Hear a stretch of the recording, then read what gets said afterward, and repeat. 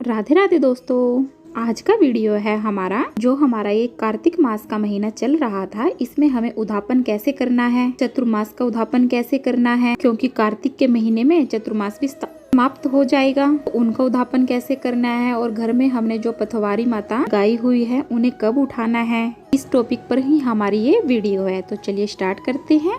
सबसे पहले हम बात करेंगे चतुर्मास की। जिन्होंने चतुर्मास किया है उनका उद्यापन, जैसे जिन्होंने चतुर्मास के व्रत किए थे उन्हें पता ही होगा, उन्होंने हर महीने का एक एक सामान छोड़ा हुआ था। जैसे अपने ये 4 महीने के व्रत थे, तो जैसे आपने इनमें साथ में इसके पुरुषोत्तम मास जुड़ गया तो इसके 5 महीने हो गए। तो साथ में आपको इनके एक ब्राह्मण एक ब्राह्मणी को भोजन कराना है। जैसे हमारे 4 महीने हो गए तो आपको 4 महीने के एक पंडित और एक ब्राह्मणी को भोजन दान कर देना है। उनको आपको कपड़े भी देने हैं और दक्षिणा भी देनी है। अगर आप कपड़े नहीं दे सकते, वो आपकी एक श्रद्धा है, या आप अपने घर के हिसाब से देखकर, क्योंकि दान भी उतना ही देना चाहिए जितना आप आसानी से दे सके। कि अन्न का दान जरूर दें। जो ब्राह्मण और ब्राह्मणी हैं उनको भोजन आप जरूर कराएं और दक्षिणा भी थोड़ी बहुत साथ में जरूर दें। और अगर आप समर्थवान हैं, आप उन्हें कपड़े भी दे सकते हैं। जैसे पंडित जी के कपड़े, पंडिताइन के कपड़े जो वो पहनते हैं वो दें। जो पंडिताइन है उनको आप साड़ी, ब्लाउज, कपड़े हैं जो वो जरूर दें। थोड़ा बहुत अन्न का दान भी जरूर करें। जैसे कि 4 महीने व्रत की हैं, एक टाइम भोजन किया है, इस हिसाब से देखा जाए तो एक महीने में 30 दिन होते हैं। अगर आपने 4 महीने एक टाइम भोजन खाया है, इस हिसाब से आप दिन गिन लीजिए, 125-130 दिन बैठते हैं। एक महीना एक्स्ट्रा जुड़ गया है और पुरुषोत्तम का महीना तो और ज्यादा दिन बन गए हैं। तो ज्यादा से ज्यादा अन्न का दान आप जरूर करें। जैसे कि कोरोना चल रहा है, इस कारण से कोई भोजन करने ना भी आए तो आप सूखा राशन किसी जरूरतमंद को दे सकते हैं। किसी भी गरीब को आप जो सूखा अन्न का दाना है वो दे सकते हैं। अन्न के अंदर गेहूं, चावल, दाल, आटा, मसाले, घी जैसे जो भी राशन का सामान होता है वो आप सब दान में दे सकते हैं। ये तो हो गया चतुर्मास करने वालों का उद्यापन। अब बात करते हैं जिन्होंने कार्तिक के 1 महीने के व्रत रखे हैं, उनको कैसे उद्यापन करना है। कार्तिक के महीने में जिन्होंने पूरा महीना व्रत रखा है, उन्होंने ये पूर्णमासी के दिन, पूर्णिमा के दिन उद्यापन करना है। जिन्होंने चतुर्मास किया है वो भी पूर्णिमा के दिन ही उद्यापन करेंगे।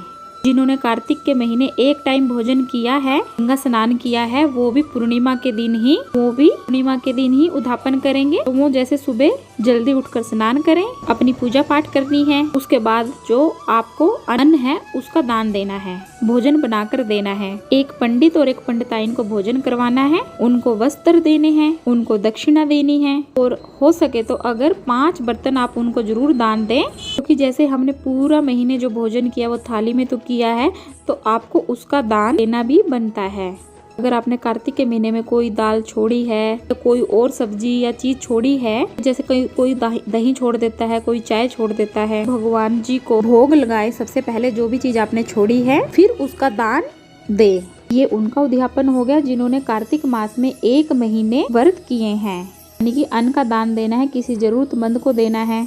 अगर पंडित नहीं मिलता तो आप किसी जरूरतमंद को, किसी गरीब को दान दे सकते हैं। फिर बात करते हैं जिन्होंने तारा भोजन किया है, उनको क्या करना है। जैसे जिन्होंने तारा भोजन किया उनको उद्यापन कैसे करना है। उन्होंने जैसे तारा देखकर पूरे महीने खाना खाया है, उन्हें पूर्णिमा वाले दिन की महीने के आखिर में तारों का दान देना होता है।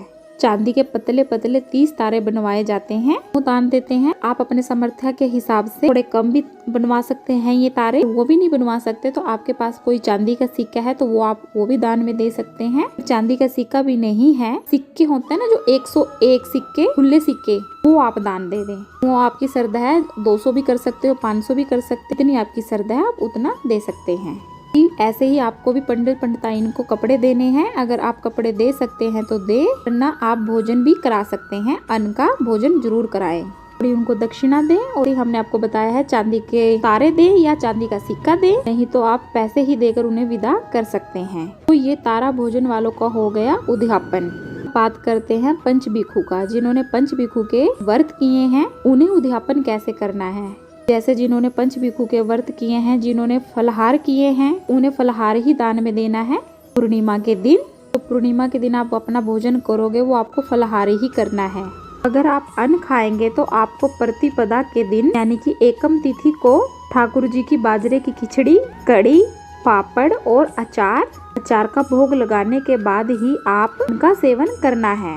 वैसे तो जिनके भी व्रत होंगे पूर्णिमा तक ही व्रत होते हैं, पर अगर प्रतिपदा के व्रत का भी पारण करेंगे वो वाला भोग आपको खाना ही खाना है, जो हमने अभी बताया ही है। बाजरे की खिचड़ी, कड़ी, पापड़, अचार का भोग तो आपको प्रतिपदा के दिन लगाना ही लगाना है। उसके बाद आपको पूरे महीने के व्रत का पारण करना है और दान तो देना बनता ही है। जब आपने इतने दिन व्रत किए हैं, प्रतिपदा के दिन ही आपको घर बनाना है। प्रतिपदा का घर जब बनाते हैं, पूरा कार्तिक महीने का स्नान करने के बाद को प्रतिपदा के दिन यानी पूर्णिमा से अगले दिन आपको अपने घर के मंदिर में, घर के पास कोई मंदिर है वहाँ जाकर गेहूं से या चावल से घर बनाकर आना है।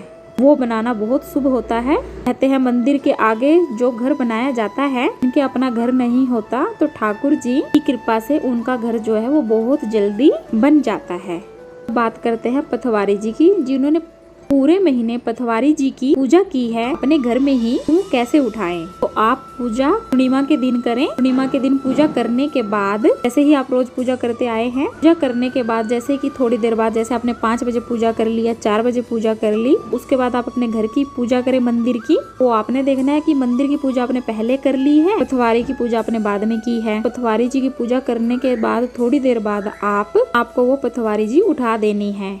अगर आपने पहले पथवारी जी की पूजा की है और फिर मंदिर की पूजा की है, फिर आपको अपने घर की पूजा करने के बाद में पथवारी जी को 12 बजे से पहले उठा देना है। आपको करना क्या है, जो ईंटें हैं वो उठाकर अपने पास रख लेनी है। जो बोए हुए थे उसमें से थोड़े से जो निकाल कर अपने घर में किसी थैले में डालकर, अपने घर में किसी चीज में भी डालकर थोड़ी से तिजोरी में रख लें। वो बहुत ही शुभ होते हैं। जो वो ईंटें हैं वो संभाल कर रखें और जो इसके अंदर मिट्टी है, जो मिट्टी है या जो रेत है, या तो अपने घर के थोड़े थोड़े से गमलों में डाल दीजिए, या जो बची हुई वो मिट्टी है के घर के आसपास कोई भी पार्क हो, उस मिट्टी को वहाँ पे जाकर डाल दीजिए। और अगर आपके घर के आसपास कोई है जो पथवारी की ईंट को लेकर जाना चाहता है, कहते हैं जब पथवारी जी लगाई जाती है, पूरे महीना पूजा अर्चना की जाती है, उसके आसपास जो ईंटें लगाई जाती हैं और जो बोए जाते हैं, अगर कोई अपने घर उसको लेकर जाता है, बहुत ही ज्यादा शुभ होता है। उनका जो घर है, यानी कि घर नहीं है तो बहुत जल्दी उनका घर बन जाता है। वैसे भी घर में रखी जाए तो बहुत ज्यादा शुभ होती हैं। उन ईंटों को आप संभाल कर रखें, किसी को दे भी सकते हैं, थोड़े थोड़े जो भी दे दें। जो ईंटें लगाई हैं, 2 ईंटें आप अपने घर में रख लें, बाकी की जो ईंटें हैं किसी को दे भी सकते हैं। पथवारी जी को आपको ऐसे ही उठाना है। जैसे कि मैं आपको बता रही हूँ, 30 तारीख को चंद्र ग्रहण है। 30 तारीख को जो चंद्र ग्रहण है वो भारत में दिखाई नहीं देगा, वो एक उपछाया ग्रहण है और उसका जो सूतक है वो भी मान्य नहीं होगा। उसमें आप पूजा अर्चना दान जो भी करना चाहते हैं वो कर सकते हैं। तो ये मैंने आपको बताया कि आपको कैसे उद्यापन करना है। और पूर्णिमा के दिन हवन भी करवाया जाता है, तो आप पूर्णिमा के दिन हवन भी करा सकते हैं। तो आप हवन नहीं करा सकते, जैसे कि कोरोना चल रहा है, आप अपने घर में ज्यादा से ज्यादा पूर्णिमा के दिन भजन कीजिए, कीर्तन कीजिए, ज्यादा से ज्यादा पूजा पाठ करें। थोड़ा सा कपूर जला ले, थोड़ी गूगल डाल ले और घर पे ही ओम नमः भगवते वासुदेवाय के मंत्रों का जाप करें। ओम नमः शिवाय का जाप करें, ओम नमः भगवते वासुदेवाय का जाप करें। यही से आपकी पूजा संपन्न हो जाएगी। दोस्तों, बिल्कुल साधारण और सरल तरीके से हमने आपको सरल तरीके से पूजा विधि और उद्यापन बता दिए हैं। इसमें अन्न का दान जरूर देना है। जो हमने इतने महीने हमने एक टाइम भोजन किया है, तो इसमें अन्न का दान जरूर करना है। दोस्तों, अगर आपको हमारा वीडियो पसंद आया तो वीडियो को लाइक कीजिए, चैनल को सब्सक्राइब कीजिए।